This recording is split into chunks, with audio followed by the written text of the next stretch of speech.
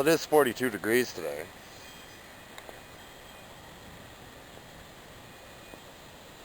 Yikes. Next thing you're going to want to do is allow the engine to completely cool down. Duh. Kind of a no-brainer, isn't it? Next, grab yourself some sockets, and we're going to remove the top portion of our fan shroud. All the belts on this engine have to come off. It really sucks. All you have to do is keep your ruler, your straight edge handy, and you'll be alright. It's just more work, but whatever. The 85, I was lucky. I only have 2 belts, power steering and alternator. This one here, completely different story. So once you get your fan shroud apart, your upper half of your fan shroud, go ahead and take yourself a wrench and loosen off the fan from the water pump. 13 mil wrench is required for mine anyway. Leave your fan belt on while you're loosening the fan off the water pump. It makes things a lot easier. The water pump's not turning on you. Okay, so when you remove the 4 nuts that hold the fan to the water pump, go ahead and remove your fan and take it out. Now, if you have a clutch fan, like I do, make sure you have it sitting up in an upward position, just like it is sitting in the car, attached to the engine. Don't let it sit flat like this. These clutches are oil filled in order for them to work properly and do their job. If you have it leaning like this, the oil will leak out of them. So, always make sure you have your fan, if you have a clutch fan, just lean it up like that. Exactly the way it is when it's attached to your water pump. Now we can go ahead and remove all these fan belts that I really don't want to do. But, you gotta do what you gotta do. This water pump is done. It's leaking from the weep hole. So, yeah, that's usually how they start going, is they start leaking. And that's exactly what this one is experiencing. So, we'll remove all the fan belts next.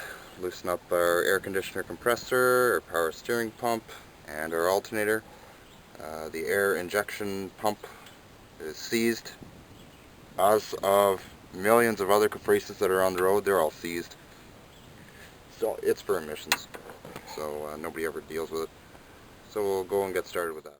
Okay, so jot this down on your hand or whatever. Save yourself time by gathering tools. 15 millimeter wrench for your air conditioner compressor. Same with on the back side. 14 millimeter for your power steering pump bracket. Okay, socket required here on this side. Once you get that loosened off, go ahead and slide your power steering pump over a little bit. It's enough that you can slide the belt off. It's still tight yet. There we go. Slide that out of our way. If yours has 2 belts, you'll have to slide it off. Any belt that is attached to the water pump must be removed. It's unfortunate, but what can you do?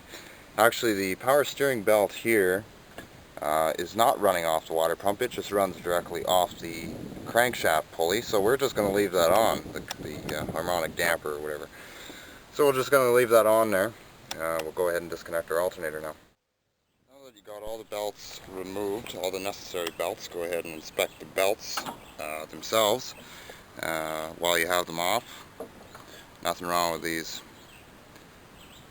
They're brand new. I just replaced them last fall, so nothing wrong with those. Set them aside. Now, we can remove our pulley for our water pump. We'll set that aside.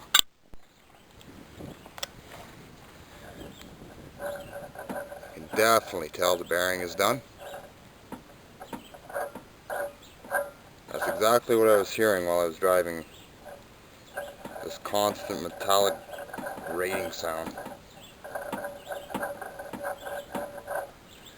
Well, that's okay. So what we'll go ahead and do now is we'll go ahead and remove the rad hose. Alright,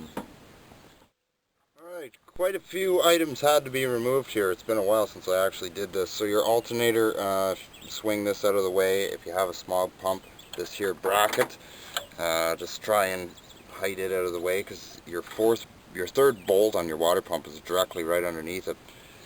Here you have, some water pumps don't come with new studs, so take your old ones out and save them. Unless of course your water pump has new studs built onto it, then you don't need them. So we're about to get this water pump out of here, and we definitely have some leakage going on. So you know, when you're doing this, just make sure you have a bucket underneath to catch it, because engine coolant has a very sweet taste to it. Ethylene glycol engine coolant.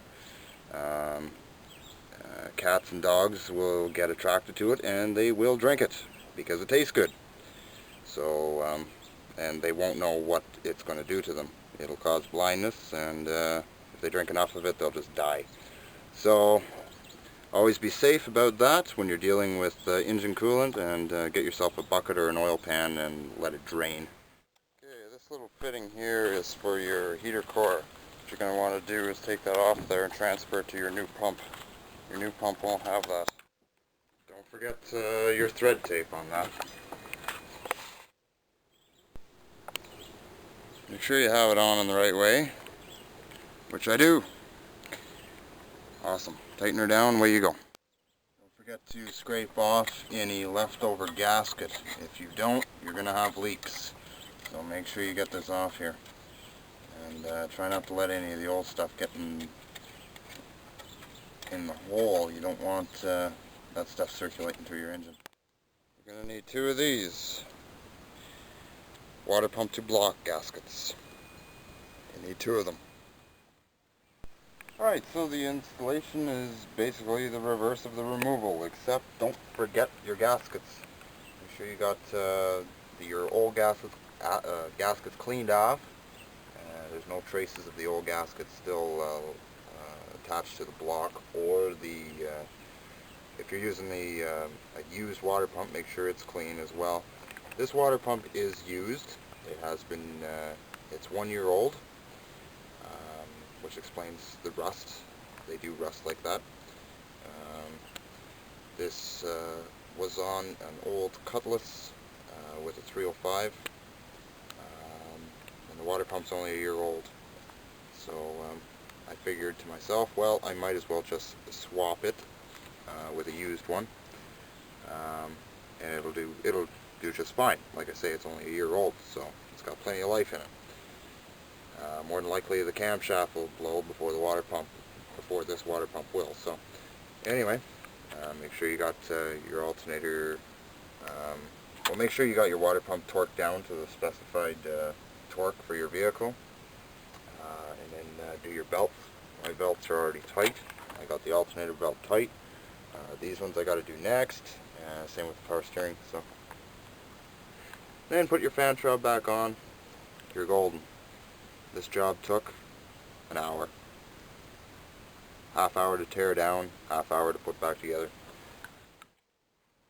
Well, with everything back together and torqued down, we can now start the engine and make sure we got no leaks. The radiator full of fresh engine coolant. Here we go.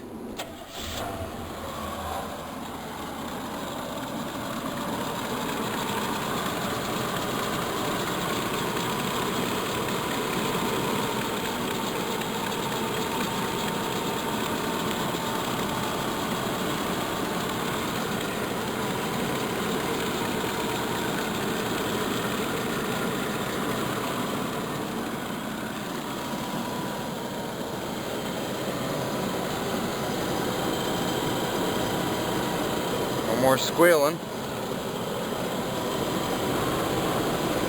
Engine is running a lot healthier.